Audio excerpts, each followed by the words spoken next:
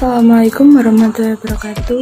Nama saya Rista Windiarti dari kelas 11 PS1. Saya dari kelompok 4. Perkenalkan, nama saya Kumerotur Zalalia. Perkenalkan, nama saya Aula Nur Anissa. Perkenalkan, nama saya Dingat Jata Salanapun. Nama saya Muhammad Tegar Novel Nurdianto. Perkenalkan, nama saya Siti Ismail dari kelompok 4 nomor absen 32. Suku Dayak berasal dari Kalimantan dan terdiri dari berbagai etnis suku. Masing-masing suku memiliki dialek, kebiasaan adat, wilayah, dan kebudayaannya sendiri. Dulu, budaya masyarakat Dayak adalah budaya maritim atau bahari. Hampir semua nama orang sebutan orang Dayak mempunyai arti sebagai sesuatu yang berhubungan dengan perhuluan atau sungai, terutama pada nama-nama rumpun dan nama keluargaannya. Berdasarkan data Sensus 2010, Dayak terbesar di seluruh provinsi Kalimantan, mulai dari Kalimantan Barat, Tengah, Selatan, Timur, hingga Utara. Sebagian dari mereka juga bersebar di negara tetangga seperti Malaysia dan Brunei Darussalam. Suku Dayak terbagi dalam 6 rumpun, yakni rumpun Klemantan alias Kalimantan, rumpun Iban, rumpun Apokayan, yaitu Dayak Kayan, Kenyah, dan Bahau, rumpun Murut, rumpun Odanau, Ngaju, dan rumpun Punan. Namun, secara ilmiah, para linguis melihat 5 kelompok bahasa yang dituturkan di Pulau Kalimantan, dan masing-masing memiliki kerabat di luar Pulau Kalimantan.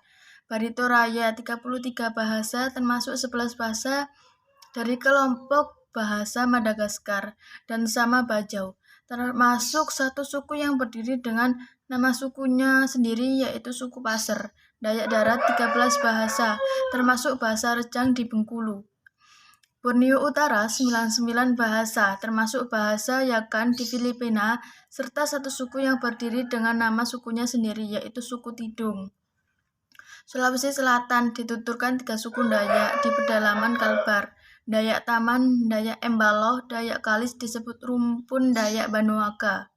Melayu dituturkan dapat Meratus Bukit alias Banjar Arkais.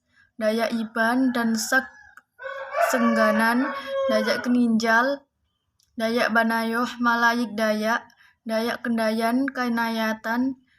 Beberapa suku asal Kalimantan beradat Melayu yang terkait dengan rumpun ini sebagai suku-suku yang berdiri sendiri, yaitu suku Banjar, suku Kutai, suku Berau, suku Sambas, dan suku Kedayan.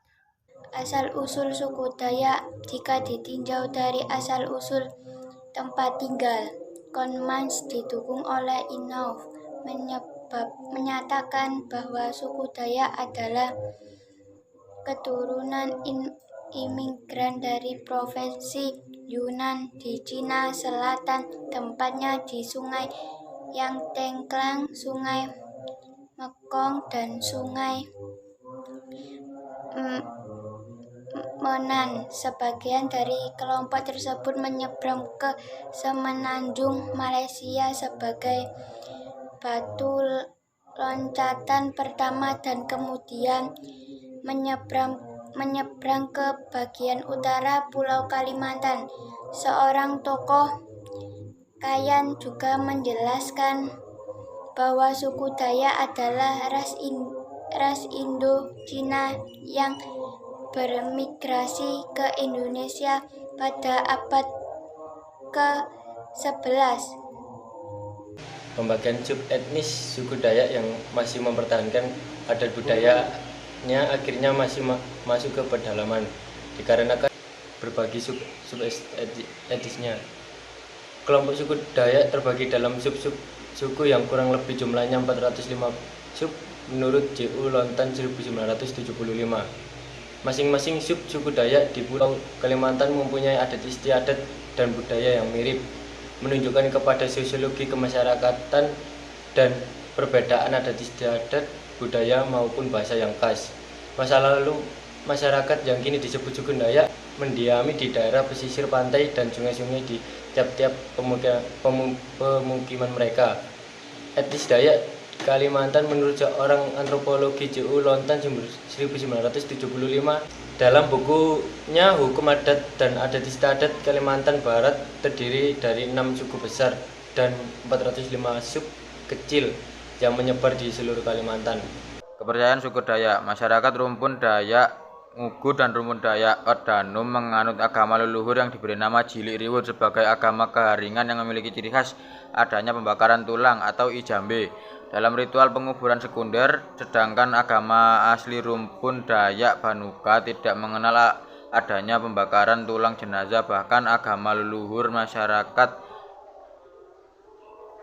Dayak Maratus di Kalimantan Selatan lebih menekankan ritual dalam kehidupan, terutama upacara atau ritual pertanian maupun pesta panen, yang sering dinamakan sebagai agama Balian. Kebudayaan suku Dayak seperti contohnya upacara adat yang masih sering dilakukan sampai sekarang. Beberapa upacara adat tersebut antara lain upacara Tiwah, Ngehawak, Ngugu, Tahu, Dahau, Baliat. Terdapat 2 pakaian adat suku Dayak, yaitu pakaian adat untuk kaum wanita dan pakaian adat untuk kaum lelaki. Sepei sadak adalah sebutan baju adat untuk kaum laki-laki. Ciri-cirinya yaitu memakai ikat kepala terbuat dari pandan yang biasanya dikenakan oleh orang tua. Baju atasannya menggunakan rompi dan bawahannya berupa cawan, bisa disebut juga abet koaki. Selain pakaiannya juga disertai dengan mandau yang diikat pada pinggangnya. Baik, di sini saya akan melanjutkan penjelasan dari teman saya. Taah adalah sebutan untuk baju adat wanita suku Dayak. Pakaiannya bermotif yang tidak jauh dari pakaian adat laki-laki. Hanya saja yang membedakannya yaitu baju atasannya. Untuk kaum wanita disebut sepei inok, sedangkan bawahannya berupa rok. Pakaian adat wanita memiliki manik-manik cantik yang dibuat hiasan. Selanjutnya, tradisi penguburan suku Dayak. Tradisi penguburan dan upacara adat kematian pada suku Dayak diatur tegas dalam hukum adat. Sistem penguburan beragam sejalan dengan sejarah panjang kedatangan manusia di Kalimantan. Dalam sejarahnya terdapat 3 budaya penguburan di Kalimantan. Yang pertama, penguburan tanpa wadah dan tanpa bekal dengan posisi kerangka dilipat. Yang kedua, penguburan di dalam peti bahu atau dolmen. Yang ketiga, penguburan dengan wadah kayu, anyaman bambu atau anyaman tikar. Menurut tradisi Dayak Benua, baik tempat maupun bentuk penguburan dibedakan wadah atau peti mayat, bukan peti mati, lungu, selok, dan kotak wadah, tulang belulang, tempelaah atau bertiang 3, dan kerekeng bertiang 1, serta guji. Berdasarkan tempat peletakan wadah atau kuburan suku Dayak Benua. Lubeng tempat lungu, garai atau tempat lungu atau selong, gur lungu, tempelaah, dan kerengkah. Pada umumnya terdapat 2 tahapan penguburan, yaitu penguburan primer dan penguburan sekunder. Terima kasih.